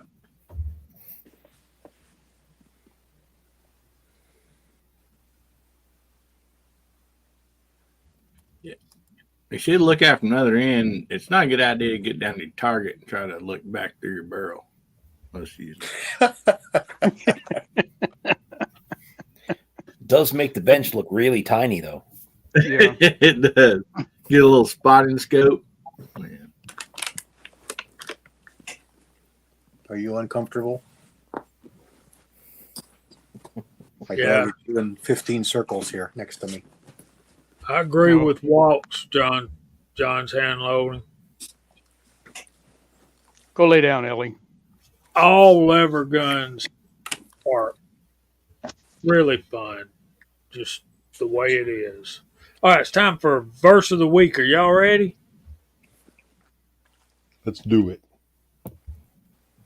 Okay, so y'all know we've been studying Matthew chapter 5, and we're up to verse 21. And what we're seeing in this section is Jesus's translating the law. He's putting the law out there where people can understand it. And when you really think about it, and as you'll see as we go through this section, what you'll see is he's taken the law to a higher standard than what the Pharisees and Sadducees were doing in his day. Matthew 5:21 says, You've heard that it was said to those of old, You shall not murder, and whoever murders will be in danger of the judgment. Verse 22, he says, But I say to you that whoever is angry with his brother without a cause shall be in danger of the judgment. And whoever says to his brother, Raka, shall be in danger of the council. And that's not the end of that verse. That's just all I could fit on that banner. So what we're seeing here is the law says thou shalt not kill, or thou shalt not murder. And whoever murders will be in danger of the judgment. Well, that's talking about the actual act of taking another human life without a reason.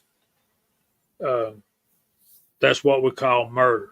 He's not talking about taking another life in self-defense and protection of your family and your home, or in war. What we're talking about is taking another human life, a murder, not kill, but murder. And then the next verse, he's talking about, but I say to you that whoever is angry with his brother without a cause shall be in danger of the judgment. He's taking it to another level here. He's not saying, you know, they said you shall not kill, but I say if you are angry with your brother without a cause, you're in danger of the judgment. And whoever says to his brother, Raka, shall be in the danger of the council, and the council being those members of the elite that would take that, enforce those laws. And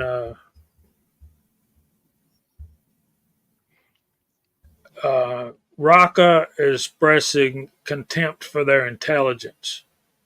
Calling someone a fool showed contempt for their character. Either one broke the heart of the law against murder. What we're talking about is a matter of the heart, like we said last week. You know, what you actually do is one thing, but what you actually feel in your heart is what Jesus is concerned about. Walter? Yeah, and I think that kind of what is being reiterated here, because that's what these verses are about. It's like saying, hey, you remember from way back when we first heard these commandments, and one of them was thou shalt not kill. And what we're saying here, I think, is that the taking of another human life without cause is a whole different ball game from just calling somebody an idiot. You know, if you do something like that and it's against your local laws, which are about 15 steps below the commandment of thou shalt not kill, then you're going to deal with the local judiciary. You know, don't worry about judgment day with Jesus and the Father. So that's a way different level than I was going to say street crime, but that's not right either. But just calling somebody an idiot, a fool, saying raucous, spitting on somebody, that's local level stuff. And so you're going to deal with the local judgment on that.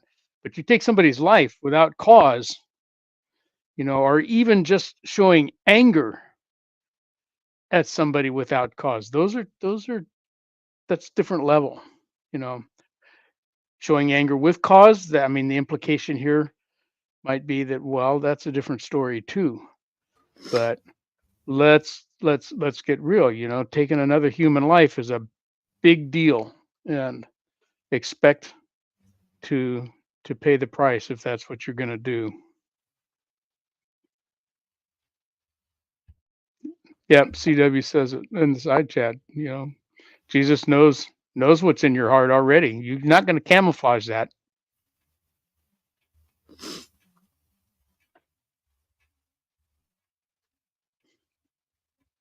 Yeah, you'll have a tough time.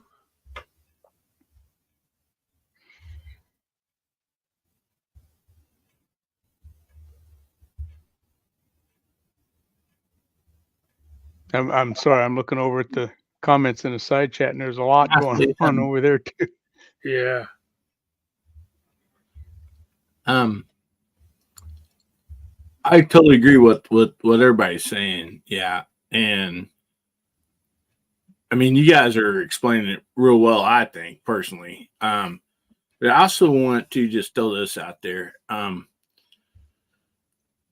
We know the enemy, the devil, also puts thoughts in our mind. And with having the heart of the Lord, you don't react on those thoughts. You push them away. And so also, I just want to say, I just felt like saying, if a thought pops in your mind, you have to just deny that thought, get it out of your head, something, bad like that. That does not mean you're going to be judged because, the devil put a thought in your head. You have to, deny that thought, and so I just want to throw that out there too. But yeah, I think you guys explained everything real well. Yeah, it goes along with what we were talked about last week with judgment. You know, it's natural to have those thoughts. We all do it with everything. You know, when you're choosing what butter to buy, when you're choosing, milk brand, a TV dinner brand, it's judging. When you see a person that's dressed shabbily, you're judging, but it's in your head. It's natural. It's not wrong. It's a natural thing. Just don't act on that. And it's the same thing here. Yeah. Like, And I think that a person needs to recognize that that's how humans are, but to also to take one step farther as a human and say, I get that a thought out of my head. That's not right. That guy didn't do anything to me. He just looks different from me, and that doesn't make him better or worse. And when we have those thoughts up in here, we need to be able to recognize that yeah, is not the right kind of thinking, and that we need to, I think correct ourselves. You can condemn that thought in your brain as well, because the devil put Mm-hmm. it there. He knows what's there. He's put it there. So you can condemn him and that thought at the same time without anything verbal. Yeah, Which and that's all. I That's think- all throughout the text. Mhm. Also, I think the get back there. saying that my grandma always said a bird can land on your shoulder and start pecking your head. If you choose to get that bird off your shoulder or not, that's totally up to you. And I'm pretty sure that's what she's talking about. Yeah, you can't control what pops into your brain, but you can control what you choose to ponder over. Yeah. Or that's act it. upon. Mm-hmm. And I like the way John put it. It's a matter of the heart. It's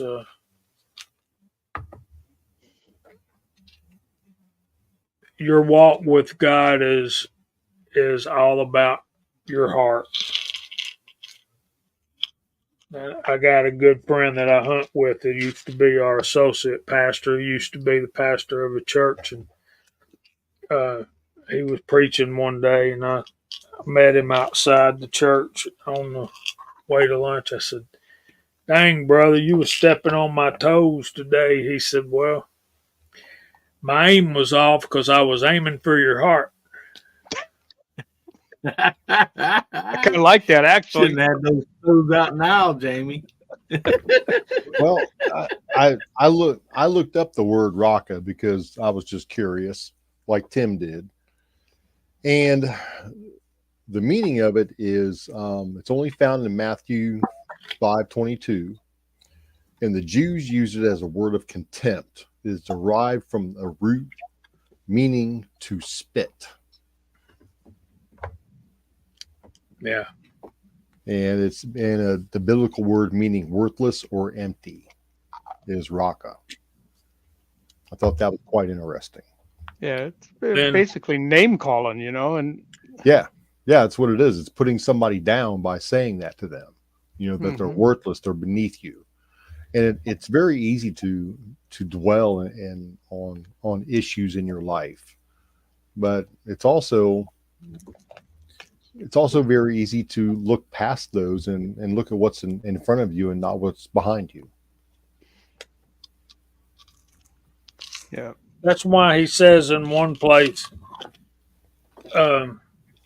get the log out of your own eye before you worry about getting the splinter out of your brother's eye.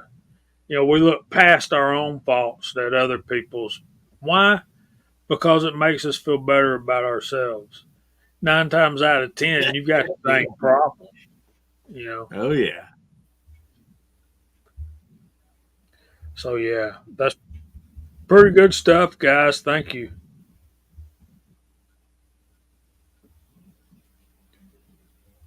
John's got a couple of comments we'll share. Control your actions and realize we're all tainted and human. Give everyone space to be human. We all need patience and compassion. That word right there, compassion, that's tough. it is. And never mind. I won't go there. It's hard to have compassion these days for some folks. it takes work. You know, we've got a mental health issue in the country. We need to work on that instead of, you know, looking down at those folks and the homeless and everything. I feel it goes hand in hand with something I've said many times, and that is that the good Lord gave us 2 ears and 2 eyes, but only 1 mouth. So you ought to be using it about half the time that you're looking and listening. Solid point. Absolutely. I always try to give compassion where compassion is due, if that makes sense. I try and always come forth with it first until I have reason not to. And the same thing with my friendship and the same thing with my giving. Until I have reason not to, that's who I am. I agree. Totally. Look, Tim S., that's a good one. Empathy and sympathy are 2 different things. Mm-hmm. Y'all know why I just don't have the time or the energy to hate. It takes too much time. It takes too much of my energy. I'm too lazy to be hateful. What is the old proverb or the old saying about a frown and a smile? It's more muscles to frown than it is to smile. Yeah. It takes way You know, more if you- muscles to frown than it does to smile. If you're going to look at people with the intent of finding something wrong with them or something about them that you don't like, you surely will find it, because we all have our imperfections. Way better to seek out and look for the good side of not only just a person, but an issue, a circumstance, or whatever. You'll find that too if you look for it. Oh yeah. You How many know, times is it mentioned in the Bible? You know, let he who is without sin cast the first stone. Yeah. I mean, it's over and over and over and over and over. Keep your house tidy before you start, looking at the neighbors, and clean up your own. Get the log out of your eyes, Jamie said, before you take the splinter out of your brother's. There's so many references over and over and over again. Mm-hmm. Since you're on that verse, I'd like to ask Jamie a question. There, when he's talking to them fellers, wanting to stone that woman, he took a stick and he wrote something he wrote in the sand. I have so many different deals. This is something I always like to ask people. What do you think he wrote in the sand? You really want me to answer that? Well, you don't have to if you don't want to, but All right. What we've got here is okay. Let me answer this John's question here first. The Domino's link is for my granddaughter Rigby is selling buy one get one free Domino's cards. They're good for the whole year. You buy a large menu price pizza and you get one free. It's for her class, and they're trying to sell the pizza cards to raise money for stuff like paper and classroom supplies, basically. So I was hoping you guys would go buy some Domino's cards for Rigby. She sold 2 so far, and they get prizes if they sell so many. And she really wants an art set, and to sell for her to win the art set, she's got to sell like 100 cards. And I'm like, those cards are $20 a piece. I mean, that's ridiculous. I mean, I can go buy her I could probably go buy her the art set for $20 for what the price. I mean, yeah. But anyway, to help the school. Let me ask you this, Jamie. We don't have a Domino's anywhere close to us. Do you have a Cash App or something? I would send you the $20, and then you could buy it and then use it or gift it or whatever you would like to do. Well, I do have Oh, Cash App. we could give it away here on the show next week. Yeah. I'd like to do that too. I went and checked out the website, and the cards that she sells are not good out here in the West. But I still want to contribute, and I wasn't sure how to do it. And I was just gonna go ahead and buy the cards, a couple of them. But I like Hillbilly's idea. If I could send you the money, Jamie, and then give the cards away to somebody who can use them. That seems better. There's I like a that. lot of people in the community that could. Yeah, it's pretty much an Eastern U.S. deal. Out here in the West, who knows why, but the Dominoes out here won't take those cards. So could we just email you, Jamie? Anybody that wants to send you an email, and you can share your information of how to send you some money that way? Yeah. That'd be the easiest for you, or what? The fundraiser ends next Friday night, and then once it's over with, they'll mail the card to you, and we'll send Walter send Curtis the pizza. Walter. There you go. He just wants the pizza. Don't send him no card. Yeah, Chapin, you know how he is. He likes the grease. Yeah. So back to y'all, your question. I'll just buy the cards, and then I'll mail them back to you, Jamie. After I get them, that's even easier. Then you don't have to worry about it. Like John's hand loading says, there's a section in the website where you can gift the card, so you could actually go buy a card and have it sent to Curtis. There you go. If that's something you want to do, or you can have them sent to me, and I'll give them away. We can give one or two of them away on here next week, or you can just give the money to the school, and they'll give the card to a needy family or somebody like that. Yeah, those are all good ideas. I hadn't thought of any of that stuff because I'm stupid, but I like that. I'll get on it. I'll get some money sent in. I appreciate all you guys' help. Yeah, me too, because they're no good in my area either. Really? No, I mean they're outside of my area here in Ohio. They are, but where I live at, they're no good. Yeah, it's kind of weird that they have a map and they've got a bunch of little red dots that show where they're accepted, but it's not all of Domino's everywhere.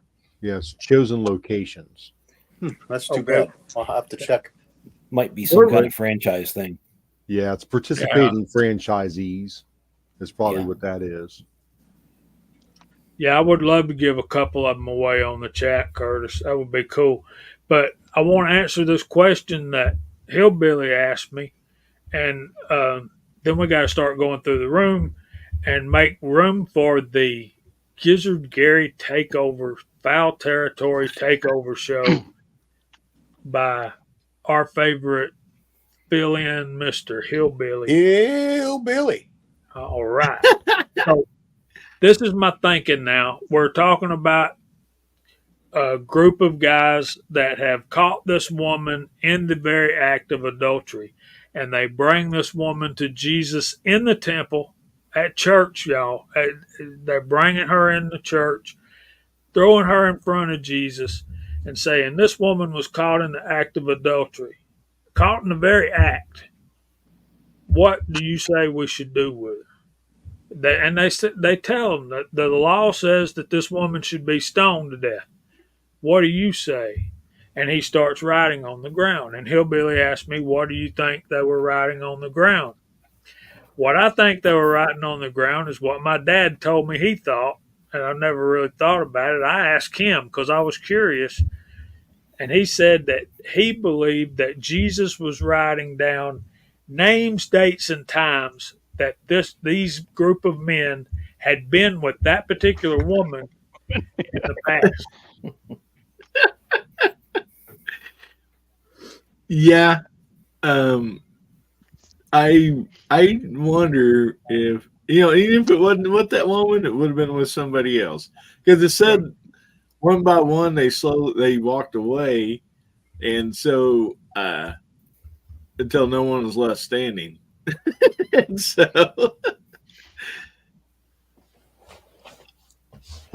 so when it got to their name, they kind of turned around and walked away. And then what did Jesus say?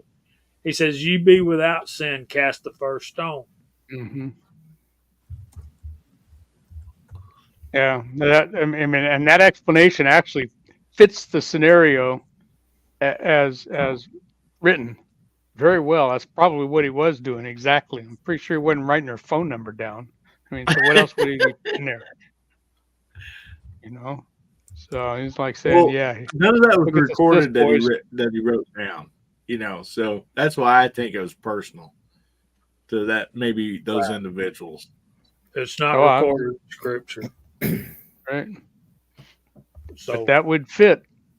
something interesting to ponder. Yeah. Thanks for putting that link up, Tread. Thanks, buddy. There's And Chad. there's Chad Kelly's out there. Thanks to you guys that bought a card. I appreciate it. And Rigby's going to love y'all, and that's going to be so cool. We'll get her in here next week and let her thank y'all. And, she'll melt your heart. So, Mr. Mark Thomas, what you got coming up this week? Had to check and make sure I wasn't muted. Hillbilly. Yep. Well, I do have a another stack of laser engraved holsters. I mean, they're interesting, but some of them have more of a. Yeah, they're really cool. Some of these have more of a sci-fi or a comic book theme to them. It's going to be interesting to do them. Be interesting to put them together. So I've got that to work on. I've got a couple other orders and such. I do. I still want to make one more video for sort of the inexpensive reloading, just with my single stage press. It's nothing special, nothing new, nothing that a lot of people haven't seen before. But that's just another option. You don't have to buy a whole kit. You don't have to spend hundreds of dollars. You could get a simple single stage press for under $100, and you could get started. So I still have that one I want to make, and I mean, who knows what else we'll see, we'll get up to, and just looking forward to it. Been a great chat. Sorry I had to miss a little bit of it. I was doing a little bit of dad taxi work. So hope everybody has a great weekend. Hope everybody has a great week ahead. Thanks for having me. Thanks for being here, brother. We appreciate you. Let's go to Hillbilly next, because I got a sneaking suspicion he needs to go get busy. Well, oh man, thank you for having me on for one, man. I appreciate you guys. I mean, I really do. It's always so much fun to start off my Friday night with you guys in the side chat, which is always awesome. And yes, Hillbilly Nation's fixing to take over the Gizzy Foul Territory this Friday and next Friday. And then, of course, on Saturday, we have Guns, Bear, and Therapy, 9 o'clock Central, 10 o'clock Eastern. And I appreciate, anybody that wants to come by there. I have videos coming out. I did last Wednesday a little deal on the PSA Dagger with a premiere and then a little short live chat after that, and that was a lot of fun. I want to thank everybody for joining that, and we might do that again in the near future. It was quite a bit of fun. So anyway, I just appreciate y'all, and I love y'all very much, and I just hope that y'all have a blessed weekend. Thank you for being here, buddy. We appreciate it. I'll jump on over there if I can. Depends on how quick my eyelids start failing me there. Well, I'm going to get off here and get ready for that. So we'll talk to you all later. I love you all very much. You have a great weekend. See you in a few, buddy. Billy. See you, buddy. What you got coming up, Mr. Gene? Got a couple videos coming out. I got one edited today. I got another Safe Queen video coming out. Got some stuff on the new offering I got with some pieces and parts. Going to be coming in for this. I'm upgrading it. Other than that, let's see. I got a shoot Sunday. I got a USPSA shoot indoors. I will be shooting my new my 10 Folio open gun. Be my first time around taking that out. Besides just practicing with it, actually putting it to some competitive use. So that's going to be fun. Man, that thing is loud. I love it. I took it to the range the other day, was shooting it just to get some rounds through it. And man, everybody else on the indoor range was like backing up and looking into my bay. Woo, what you got over there? What is this now? It's a 10 Folio Gold Custom Eric open race gun. It shoots plus P plus ammo. So you can't. That's a whole lot of alphabet in that. Yeah, as pressures get up, the sound changes. I mean, that's one of the things that I can tell you when you're tuning your gun, not tuning, when you're working up a load is, bolt lift, hard extraction, and sound. Oh yeah, man, the compensator and the V8 porting on this thing, man, it just shoots flames up on the shooting indoors, flames up, flames out, man, it's beautiful. And it's flat, which is amazing. It's contradictory to everything that we know. Cool. Comp's working good. Yes, it is. I'm making it work. But other than that, man, I hope everybody has a blessed weekend. Be good to each other. Be safe. Got a Thanks gas for being here, brother. We appreciate you. Mr. Walter, what do you got coming up this week? God, I hate that. I got to find out how to turn that off. Anyway, yeah, I got had some videos out this week. My Rumble only series, Free the Few, is back and running. We'll have Moldy Monday coming out on Monday. Getting close to the end of that series. I'm going to do about 4 more, and then we're done. That'll be 52 weeks in a row. So that I got to come up with something else. Yeah, they only have so many roses. Yeah. So, I'll do a professionally run series on rifle scopes. How's that? That ought to go over real well, right? No, I'll come up with something. I've got a couple ideas. But anyway, other than that, I'll get to the range one day this week and work on a couple of other little projects. I got some new stuff coming into the bench. Nothing big time, but I'm planning a couple little reviews on some new gear. But that's what's up here with the Viejo bench. Where are we going? We're going to go up to this guy? Thanks for being here, Walter. We appreciate you. I appreciate it. Mark went first. So, Scotsman, what you got coming up? Not a whole lot. I'm trying to get at least one video out this week, hopefully. But Foreign Domestic Sunday. Great chat tonight. Good seeing everyone out there. Great side chat. Lots of good comments out there. Appreciate being here, man. Thank you for being here, buddy. You sound like you ain't feeling real good. I hope you feel better, brother. I know it's cold up there. I've been seeing it on the news. When y'all hear lake effect snow, think of my brother, because that's who's getting it. It's awful. CW, what you got coming up this week, brother? Got any plans? Yeah, I wanna get that video out on that new scope that was supposed to show up yesterday and then today, and still don't have it yet. So I'm hoping that comes in here promptly. I can do that video.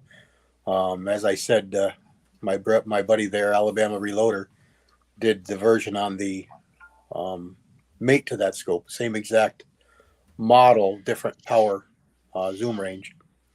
So I want to do one on the smaller 3 to 18 that I've got, and I got a couple ideas, but we'll see what happens. I'm hoping that we get some warmer weather. I can get to the range. I want to shoot that adapter from my last my last video. and we'll see what that becomes. It's should be pretty good as long as it's accurate, and I'm anxious to see that. And we'll see what the good Lord allows. I want to thank everybody for coming in tonight on the panel and in our side chat as always. I saw more than 60 of you out there, and that was awesome. And some really good questions and some really good comments, and really good. Oh, I see William. I did speak with Julio this morning and yesterday, this afternoon and yesterday, and he's home by now, and hopefully everything is good. He needs your prayers and your thoughts, and he's back to the hospital on Monday to be checked out, make sure everything's good. And he did spend a few days in the in the ICU. So he needs your thoughts and prayers. He can use them for sure. Absolutely. So remember, guys, prayer is the most powerful thing we can do for each other. And Julio really needs our prayers right now. And I want to thank you guys that went and bought cards. And I hope if you didn't, you'll think about it. And the thing ends next Friday night. I don't know what time, but after that, hopefully we'll have a couple to give away on the live stream. Go over and watch Foul Territory Take Over by Hillbilly Up and the Hillbilly Nation. And golly, I'm working on 3 videos right now and not getting anywhere with any of them. The world is crazy and will take your time if you let it. So hope to get at least one of those out this week. And we hope the Lord blesses y'all real good. And if he's willing, we'll see y'all back next Friday night at 8 o'clock. Say good night, y'all.